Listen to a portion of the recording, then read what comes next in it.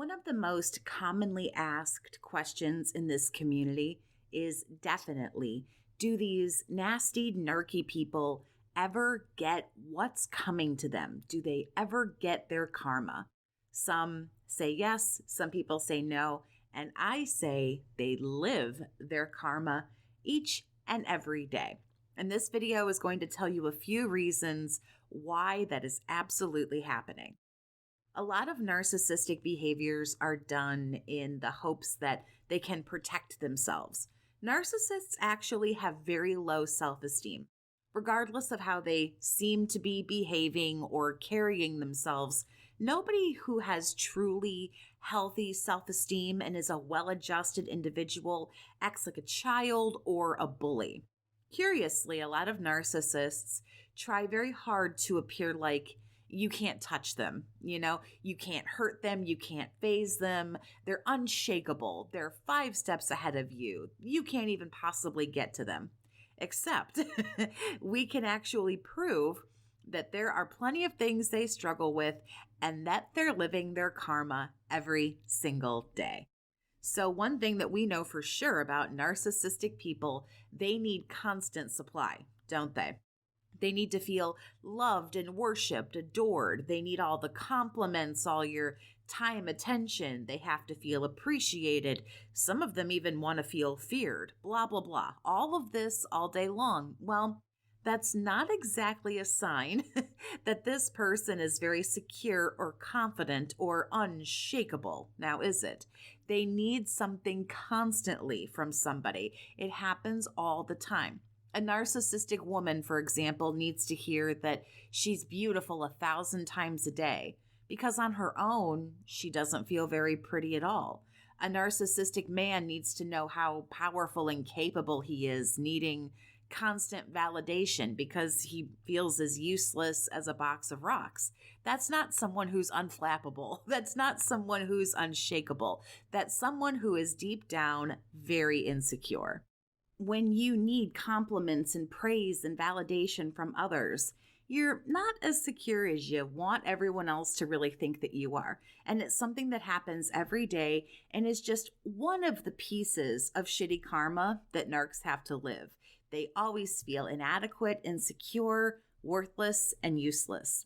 Along with massive amounts of inadequacy, these people definitely aren't living their best life. They're getting their karma, whatever, however you want to say it, because they are never, ever happy. Narcs feel as if they're perfect. That's par for the course when it comes to dealing with a person who either has this disorder or has like really high levels and symptoms of this disorder. It makes them feel as if they're perfect, and anything bad or wrong done by them is swept away with excuses or justifications as to why it's okay for them to do or behave this way, but not for other people.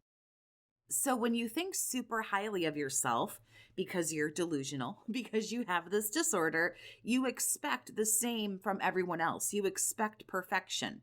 Okay, here's the big problem with that. Narcs definitely aren't perfect, and neither are we. So, naturally, when you come to that conclusion, when you're not delusional, what's going to happen? No matter who the narcissist is with, they eventually see that we're all human, we make mistakes, we have limitations, and we are who we are. That pisses off a narcissist. Imagine how upsetting it must be to find somebody who you think is just going to be your good little servant, your good little supply source, but then you're disappointed over and over and over when your ridiculous expectations can't be met because it's just impossible. And this happens over and over and over again. It adds to a narc's depression. I believe it adds to their self-loathing behavior. And I believe it adds to the karma they live. Every time they meet a new source, they think, this is it. I've got that one. I've got that perfect source. But perfection is relative, really, and doesn't exist. So you can see how that perpetual disappointment is just really shitty to have to go through every day. If you'd like to talk about what you're going through because of a narcissist, I'm here to listen and offer support to survivors who feel that they need it. Friends and family can tire of hearing your story and not be very supportive. I went through that firsthand. It's vital to healing to have somebody to talk to, and you don't have to endure all of this alone. You can send an email to book a chat with Jess at gmail.com for the services I offer, pricing, scheduling, and more information. You can find all of that information on my website. It's on the screen for you now. You can even book the chats there too. Information, like I say, is on the screen. It's also down in the description. It's a click away just to help you get started.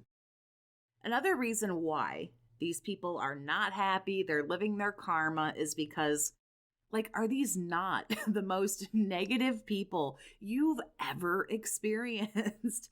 Being negative and sad is just, again, naturally not going to allow you to see much good in life. And narcs definitely don't.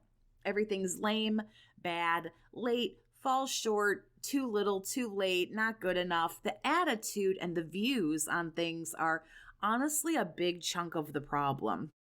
Somebody narcissistic is always going to see the glass as half empty.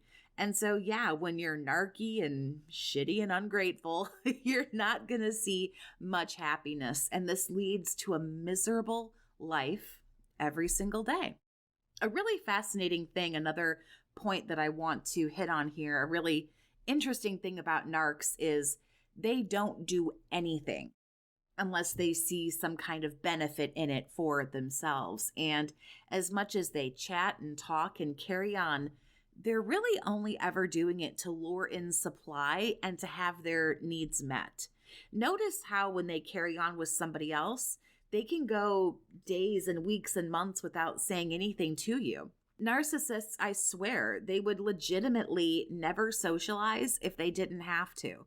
They don't want to make friends. They don't want a relationship, a partnership, a marriage. They want supply. They want you and everybody else to do whatever the hell they want. They want you to shut up while you're doing it. How sad. How much karma are you getting? How sad is your life that you don't want to socialize? You don't want friends. You only want to open your mouth when there's something to gain from it. And it doesn't open if anybody else needs anything. It just doesn't. It's absolutely pathetic proof of just how sad these people really are. I'm not saying that they would necessarily spend a lot of time alone. I don't think they like being alone. But I really think that when they're chatting people up, they're on the clock. They're playing the game.